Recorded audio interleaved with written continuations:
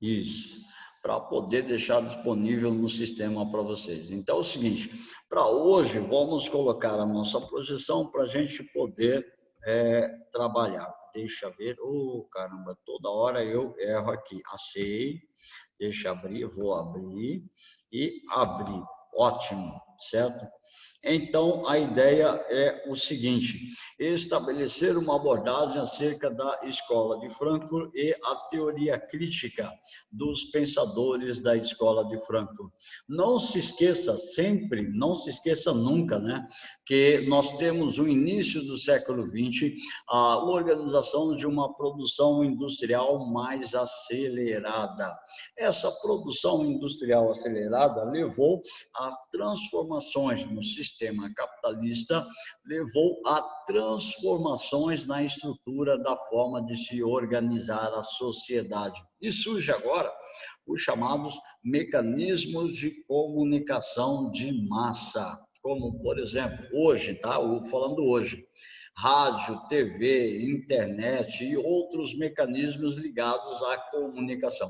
Lá na década de 20, na década de 30, eram principalmente a imprensa escrita, a era do rádio, lá na década de 50, a televisão. Mas a grande crítica dos estudiosos da escola de Frankfurt é que a sociedade do início do século XX estabeleceu uma parceria em excesso com os meios de comunicação. Agora, os meios de comunicação são utilizados de uma forma a exercer o controle sobre a sociedade, exercer um controle sobre a estrutura do pensamento humano. Então, nós temos as ideias ligadas justamente a essa estrutura da comunicação de massa, onde o indivíduo passa a ser alienado na sua condição de ser humano, na sua condição de consumidor,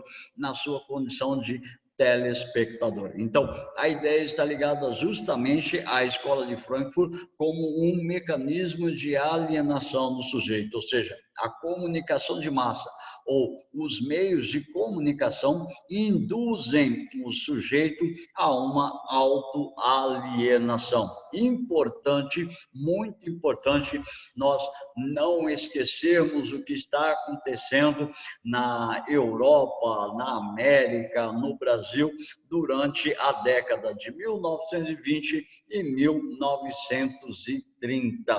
1920, nós temos o final, consequências do fim da Primeira Guerra Mundial, nós temos uma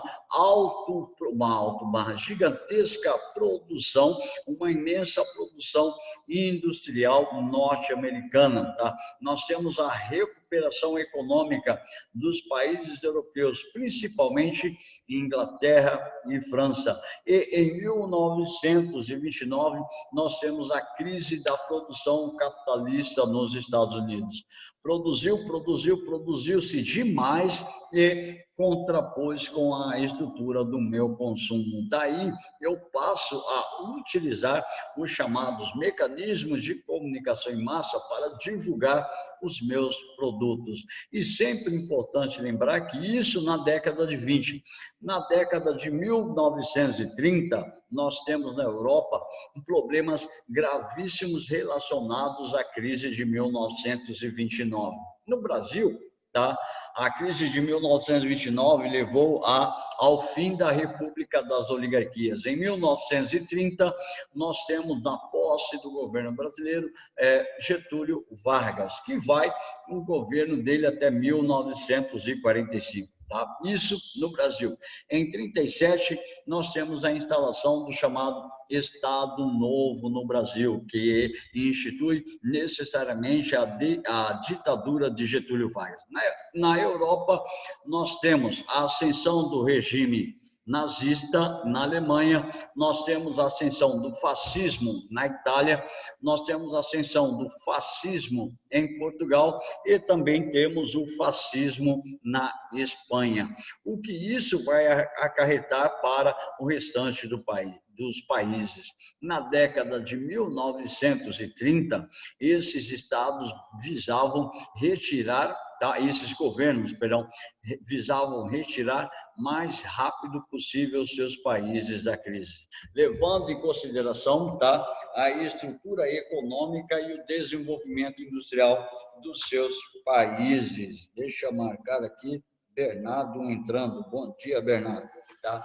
Então, dentro dessa estrutura, nós temos o desenvolvimento dos chamados estados totalitários, que vai influenciar diretamente a forma com a qual a sociedade estabelece as suas relações econômicas, as suas relações sociais. E a escola de Frankfurt surge como um mecanismo de oposição ou de crítica à situação das chamadas ascensão dos estados totalitários. Porque a escola de Frankfurt vai pregar justamente uma ação crítica sobre a estrutura de dominação imposta por esses países. Aí é importante lembrar que a escola de Frankfurt é uma escola do pensamento social de inspiração marxista, ou seja, as suas ideias estavam ligadas diretamente ao pensamento ou às doutrinas de Karl Marx, tá ok? Embora a escola de Frankfurt é considerada um chamado marxismo cultural, a escola de Frankfurt tem uma ligação direta com o pensamento econômico de Marx. Portanto, vejam só, para Marx, ele interpreta a sociedade a partir da base produtiva e das lutas de classes que derivam dessas relações produtivas, ou seja, aquela questão do materialismo histórico. Então, eu vou perguntar para vocês, mas eu mesmo vou responder. Então, o que seria o materialismo histórico? Respondo. Segundo Karl Marx, o materialismo histórico considera que toda a sociedade, toda a forma de governo, toda a estrutura presente na sociedade é resultante do processo de produção econômica ao longo da história. Segundo Karl Marx, não existe nenhum princípio religioso, nenhum princípio espiritual, nenhum princípio metafísico que determine a organização da sociedade. Segundo Karl Marx, a organização da sociedade se dá através da estrutura econômica. Por isso, nós chamamos de materialismo histórico. Na questão da escola de Frankfurt, o marxismo toma uma perspectiva cultural. Então, os frankfurtianos adaptaram as teorias de Marx às formas culturais. Como assim? Trataram da produção da cultura em sua relação de interdependência com a sociedade. Isso significa que a produção cultural tem uma estrutura econômica por trás dela, tem uma estrutura que a cerca dentro do pressuposto da economia, ou seja, a produção de cultura visando obter o máximo de lucro possível. Agora, a indústria cultural critica a produção de cultura como produtora ou geradora de lucro. O interesse em cima da produção cultural seria obter o lucro com a cultura. Então, isso é o elemento centrado basicamente dentro dessa perspectiva socioeconômica da escola de Frankfurt. Então, aí nós temos o seguinte, durante a década de 30, a Alemanha foi tomada por Adolf Hitler. E sempre importante lembrar que ele chegou ao poder por meio de uma certa legalidade. Em 32, na década de 20, ele tenta dar o golpe na Alemanha, ele vai preso. Em 1933, os nazistas são eleitos a maioria no Reichstag, ou seja, no parlamento alemão. Em 1933, ainda, Adolf Hitler é eleito o primeiro-ministro da Alemanha. Em 1934, Adolf Hitler é convidado pelo presidente alemão Paul von Hindenburg a ser chanceler da Alemanha. E ainda em 1934, o Paul von Hindenburg vem a falecer. Aí Adolf Hitler assume 3 cargos fundamentais: o cargo de primeiro-ministro, o cargo de chanceler e o cargo de presidente da Alemanha, tornando-se assim um chamado Führer da Alemanha, ou Senhor Supremo da Alemanha. E a partir daí ele começa a desencadear várias perseguições em relação aos indivíduos que eram chamados inimigos do Estado alemão, principalmente alemães e outros indivíduos alemães, principalmente judeus, principalmente judeus começam a ser perseguidos por Adolf Hitler na Alemanha. Parte desses judeus vão fugir principalmente para os Estados Unidos. E quem comandava a escola de Frankfurt, ou o Instituto de Pesquisa Social, era Max Horkheimer. Portanto, Max Horkheimer perde o cargo de diretor do Instituto de Pesquisa Social, chamado de Escola de Frankfurt, e ele vai deixar também a Alemanha direcionando-se para os Estados Unidos. Aí o que acontece? A Escola de Frankfurt começa a tecer fortes críticas sobre o totalitarismo, sobre a estrutura do capitalismo e da produção em série e sobre a estrutura da racionalidade técnica, ou seja, utilizar a razão como um mecanismo de dominação do indivíduo, certo? Então, a partir dessa ideia, nós temos basicamente a chamada dialética do iluminismo. Por favor, não esqueça disso. Em qualquer vestibular que cair a chamada dialética do iluminismo, quer dizer a dialética da razão, quer dizer as duas faces do desenvolvimento racional criado através do iluminismo. Se vocês se lembram, se vocês estão lembrados, tá? O iluminismo considerava que a razão era um meio de libertação das sociedades, liberdade política, liberdade econômica, liberdade de expressão e assim sucessivamente. Por meio da razão, os indivíduos tornar-se-iam livres da estrutura da dominação dos indivíduos. Então, o que acontece? Isso lá no iluminismo. Segundo o pensamento de Adorno e Horkheimer, tá?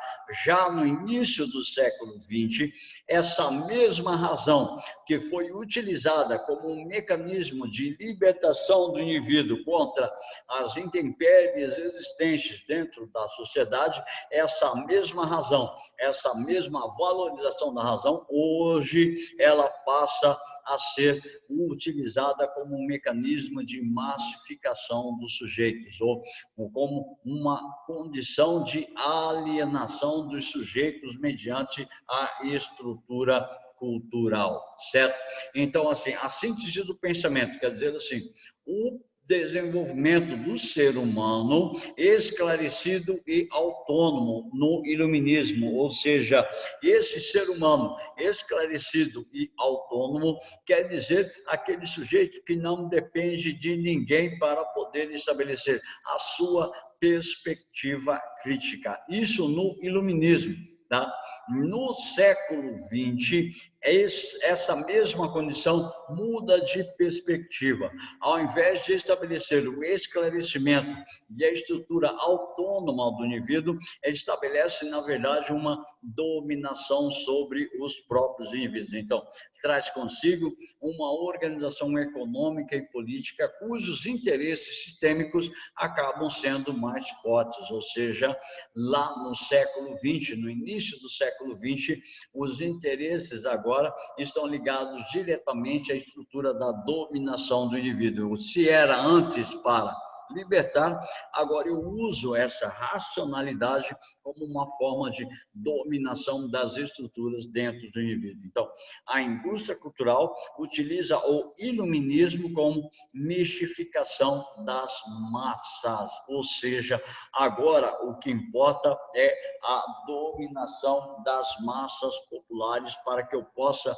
obter obter o máximo de lucro dentro da minha estrutura de desenvolvimento da estrutura do mercado. Agora, o mercado vai ditar as normas da estrutura da cultura. Então, o texto sobre dialética do iluminismo, que nós falamos agora, trata da produção da cultura como mercadoria. Por favor, uma das principais críticas dos teóricos da Escola de Frankfurt é o estabelecimento da cultura como uma mercadoria. Portanto, eu passo a produzir cultura para obter lucro com a cultura. A cultura minha passou a ser considerada como uma mercadoria. Portanto, essa mercadoria me leva à obtenção do lucro. Então, o objetivo máximo da produção cultural é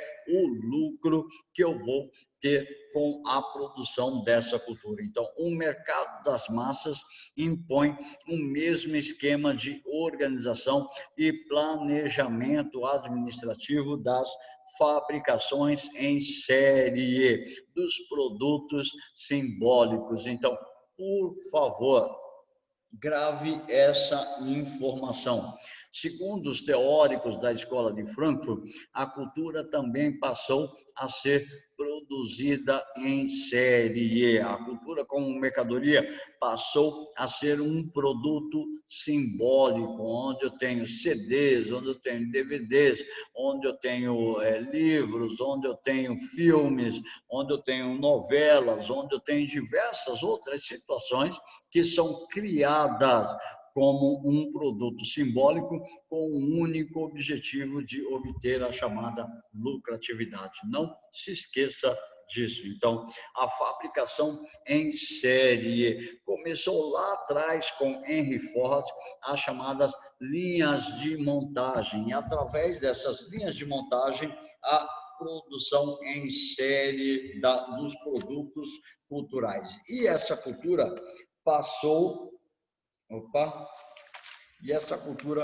passou a ser desenvolvida conforme a estrutura desenvolve-se do tempo e o espaço, ou seja, música, cinema, novela, a produção cultural está voltada agora para a estrutura do entretenimento, da diversão. Então, eu vou produzir condições para que você possa se divertir, para que você possa se entreter e obter uma lucratividade em cima disso. Então, diz assim, a característica da indústria cultural. Através desse entendimento, a indústria cultural anula toda individualidade e qualquer ideia de resistência por parte da audiência, ou seja, a indústria cultural leva os indivíduos a estarem alienados à informação dos mecanismos de comunicação que são vinculados todos os dias por rádio, por TV, por internet. E os indivíduos acabam perdendo a sua capacidade crítica de análise da informação, de análise dos elementos que são atribuídos a ele por meio da indústria cultural ou dos meios de comunicação. Então, uma das grandes críticas da Escola de Frankfurt é que essa indústria cultural, é que esses elementos acerca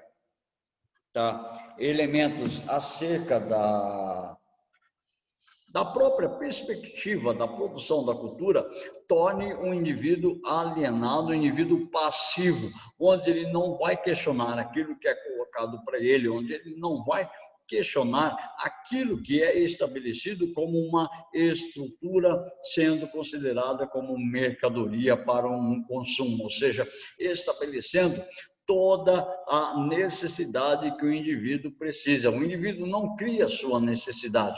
A necessidade é criada a partir das chamadas indústrias culturais que vão estabelecer aquilo que o indivíduo pode querer consumir. Então, diz assim, a serialização e a padronização dos produtos culturais, ou seja, a civilização atual a tudo confere um ar de semelhança. Então, por favor, deixa eu marcar a presença aqui. João Pessini. João Pessini, você não está na aula presencial? Não tô, né? Oi? Não tô no online. Eu pensei que tinha visto você na aula, tá? Então, tudo bem. Então, a ideia é centrada justamente nesse processo. Agora, os produtos, eles são padronizados, eles são desenvolvidos em série, ou seja, vamos colocar assim, eu vou a uma concessionária comprar um automóvel. Esse automóvel, ele não é específico para mim, ele foi produzido em série, mas quando eu entro na concessionária, eu tenho a falsa ideia de que eu escolhi livremente aquele produto, mas alguém já pensou a cor, alguém já pensou a forma, alguém já pensou o modelo, alguém já pensou o interior, alguém já pensou todos os elementos que cercam aquele produto. Como se eu fosse a uma loja, que foi o exemplo que eu utilizei a aula passada. Se for uma loja comprar uma calça, eu vou comprar uma calça jeans. Alguém já pensou a calça, a cor, o modelo, o corte, o formato, o tamanho, tudo. Então, dá uma falsa ideia de que eu escolhi livremente o produto, mas alguém já pensou, a indústria cultural já desenvolveu aquele produto para que seja consumido. E não é exclusivo, ele é padronizado. Vários indivíduos podem consumir a mesma calça, o mesmo modelo, a mesma cor, o mesmo tamanho, o mesmo corte, o mesmo formato que é disponibilizado. É aí que entra a ideia de racionalidade técnica como racionalidade da dominação. Se eu domino a estrutura técnica, se eu domino a estrutura de produção, eu domino também os seus recursos, eu domino também as possibilidades de estrutura, de fortalecimento não, de produção de determinados produtos. Então, esses produtos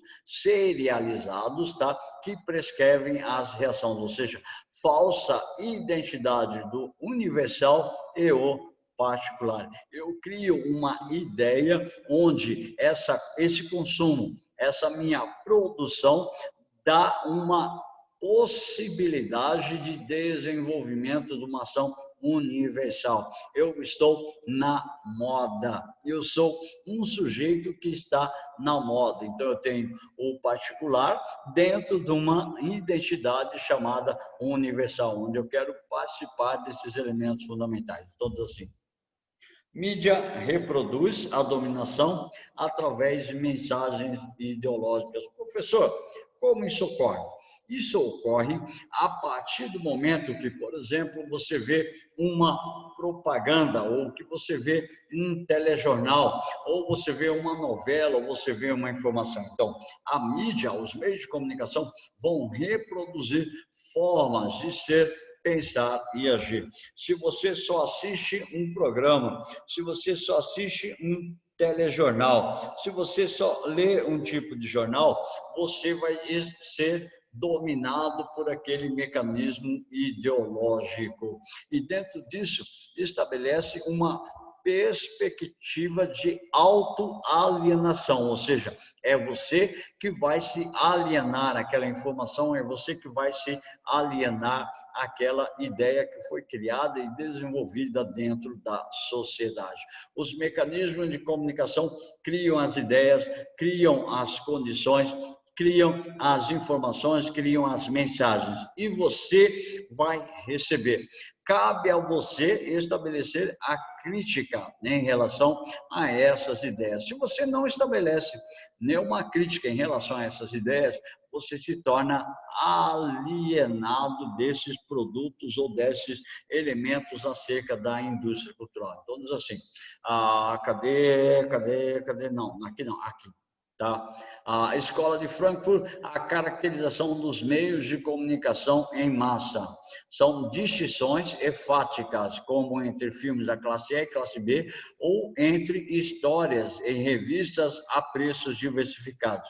Não são tão fundadas na realidade, quanto antes servem para classificar e organizar os consumidores a fim de padronizá-los, ou seja, eu tenho revistas especificamente para mulheres, eu tenho revistas direcionadas para o público homem, eu tenho revistas de pesca, eu tenho revistas de esportes, eu tenho revistas de construção civil, eu tenho revistas de decoração. Então, a ideia é padronizar o gosto de determinados consumidores. Então, há a necessidade de estabelecer um controle sobre esses consumidores, ou seja, eu tenho programas de TV específicas para homem, específicas para as mulheres, eu tenho programas de TV, filmes direcionados a determinados públicos, eu tenho filmes direcionados ao público infantil e adolescente, eu tenho filmes direcionados ao público adulto, eu tenho filmes direcionados àqueles que gostam de terror, de violência, de ficção, de policial e assim sucessivamente, ou seja, a indústria do entretenimento está associada aos meios de comunicação em massa. Então, há o estabelecimento daquela ideia da falsa capacidade da escolha. Você é fortemente influenciado pela mídia, você é fortemente influenciado pelos mecanismos de comunicação que fazem com que você estabeleça essas escolhas. Só que você passa a acreditar que essa escolha foi livremente realizada por você. Voltando à nossa conversa anterior, a indústria cultural cerca de todos os lados dos indivíduos, fazendo com que eles se tornem indivíduos alienados. Então, existe o que nós chamamos de círculo de manipulação. No centro desse círculo está assim, os monopólios culturais débeis e dependentes. São chamados de débeis e dependentes porque esses monopólios culturais dependem basicamente do público-alvo que eu quero atingir. Se é criança, se é jovem, se é adulto, se é idoso. Então, a indústria cultural vai se adaptar a essas condições do seu público. Aí nós temos a indústria cultural reproduz peças estandizadas, ou seja, peças que estão numa estrutura de modelo, produzem automóveis, produzem celulares, produzem as mais diversas mercadorias, música, cinema, livros, mas com o único objetivo de obter o lucro. Então, a essência dessa produção é justamente o lucro e padronizar também os consumidores. Estabelece uma padronização do gosto do consumidor. Cada consumidor agora deixa a sua particularidade para entrar na chamada universalidade. É o que acontece, por exemplo, com automóveis, com veículos, com cinema, com roupa e tudo mais. Há um processo de padronização do gosto dos consumidores. Então, consumidores só se relacionam com os produtos da indústria cultural, ou seja, ele acaba abandonando a sua pessoalidade e estabelece uma relação direta com os produtos, as mercadorias que são estabelecidas por essa chamada indústria cultural. Os clichês seriam causados pela necessidade dos consumidores, só que, na verdade, essas necessidades são criadas pela indústria cultural. Eu não crio uma necessidade em mim. Por exemplo, aparelho de telefonia celular. Quantos aparelhos de telefone saem mensalmente, anualmente no mercado? Então, é o mercado que vai gerar uma necessidade sobre os indivíduos. Por exemplo, nós vivemos milênios muito bem sem a necessidade do aparelho de telefonia celular móvel.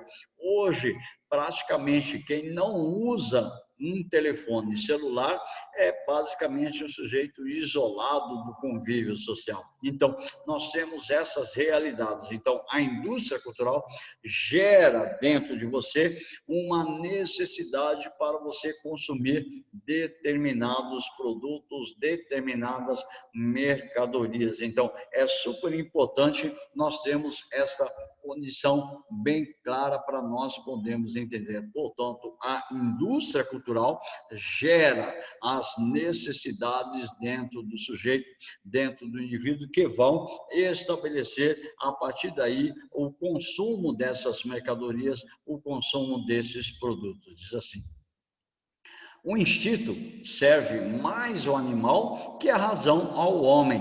Nós, humanos, estamos cegos. Um trecho da obra Ensaio sobre a Cegueira, ou Ensaio sobre a Cegueira Humana, de Bernardo Saramago, se não me engano, ou só Saramago. Então, diz assim: a racionalidade técnica hoje é a racionalidade do próprio domínio, é o caráter repressivo da sociedade que se autoaliena.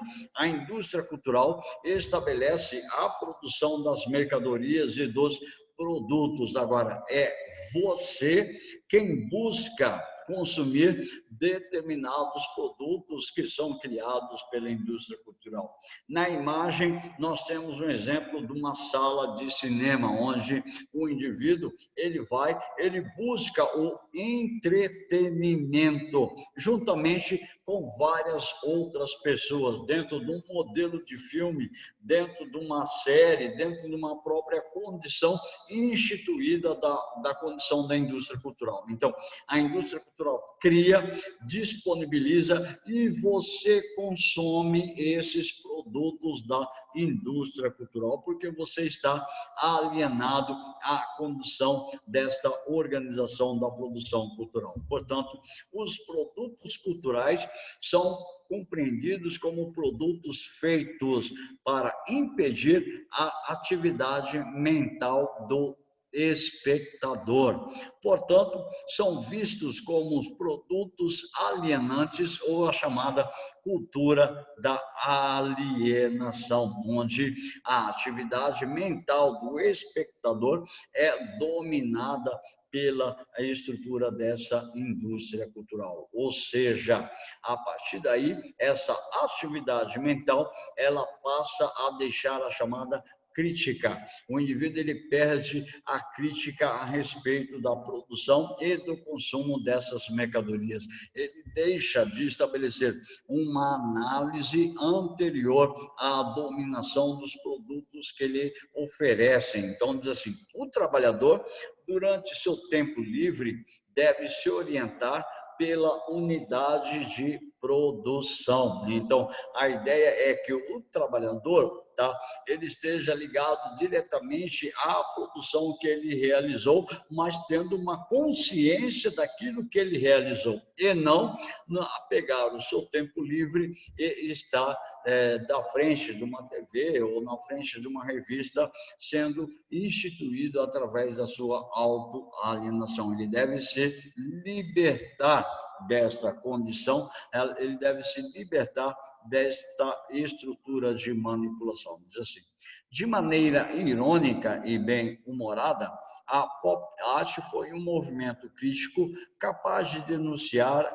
o processo de massificação de uma sociedade que se encantava pelo consumo desenfreado e pelo imediatismo descartável. Então, surge dentro do contexto da Escola de Frankfurt, surge dentro do contexto da chamada indústria cultural, o chamado pop art. vocês devem ter estudado na aula de arte. Aliás, eu nem sei se vocês têm aula de arte. Vocês têm aula de arte ou não? Não! Não, mas vocês deveriam ter alguma coisa, pelo menos em literatura, ou a questão realmente da aula de artes, porque cai na prova do Exame Nacional do Ensino Médio muitas questões a respeito da arte. Provavelmente vocês devem estar vendo alguma coisa específica em literatura. Não sei também como o professor tem trabalhado isso, mas se pudesse ter uma aula de artes para vocês, pelo menos no final do ano, para entender as tendências artísticas, seria muito importante. Então, o pop art está ligado à ideia do consumo da indústria cultural.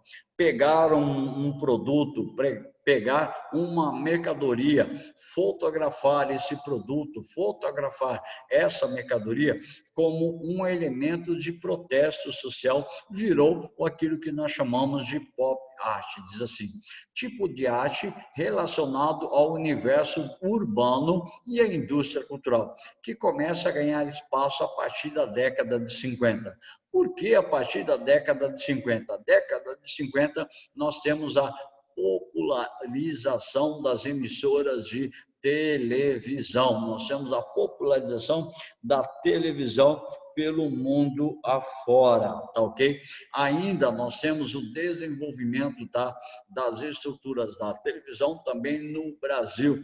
As primeiras emissoras de TV Tupi, TV Manchete no Brasil, que depois a TV Tupi vai tornar-se a Rede Globo. Então, tem uma ligação direta com a estrutura econômica, política e social do período. Então, o pop art surge como um mecanismo de expressão, de crítica ao capitalismo e acaba se tornando uma própria expressão artística. Então, o pop art tem um conceito baseado no consumo de produtos culturais fabricados em série, na cultura de massa e na satisfação do gosto médio da população, como, por exemplo, telenovelas, propaganda, o próprio cinema, tá? Os próprios filmes que passam nas emissoras abertas de televisão, as séries, tá? As minisséries, e são lançados tendências, são lançadas mercadorias, são lançados produtos, são lançados perfumes, são lançadas roupas, e muitas pessoas copiam esse padrão televisivo. Basta você olhar no nosso dia a dia da sociedade brasileira.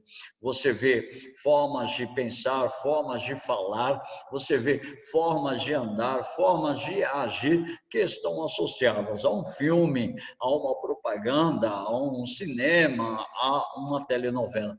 Tem gente que vê padrão de roupa, padrão de celular, padrão de sapato e acaba consumindo aquele produto como veículos, motos, como produtos de beleza são os elementos mais copiados das emissoras de TV, da questão da produção em série. Veja o exemplo de pop art, tá ok? Você pegar, fotografar latas de extrato de tomate, latas de sopa e colocar numa exposição ao público.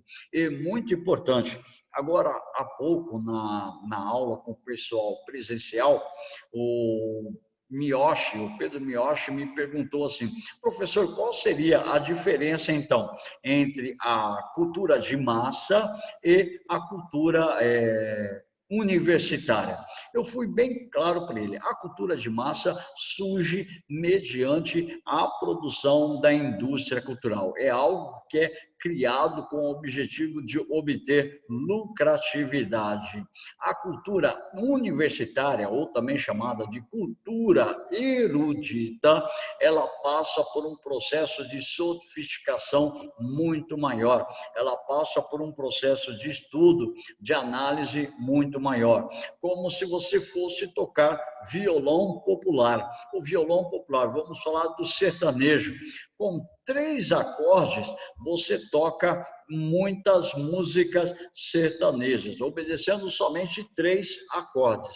E se você for para, por exemplo, uma música erudita ou música no violão clássico, basicamente você vai precisar de outros acordes para completar aquela música ou aquele ritmo. Então, é essa a ideia fundamental. A cultura de massa está ligada à espontaneidade da sociedade, ela é produzida de acordo com os interesses da indústria, e a cultura erudita, ela é mais sofisticada, ela exige um pouco mais de estudo, um pouco mais de desenvolvimento cultural acerca das suas condições sociais, certo? Então, basicamente, para hoje era isso a respeito da nossa aula de filosofia. Aí só uma questãozinha para a gente encerrar e depois a gente começar o tema de redação. Deixa eu fechar a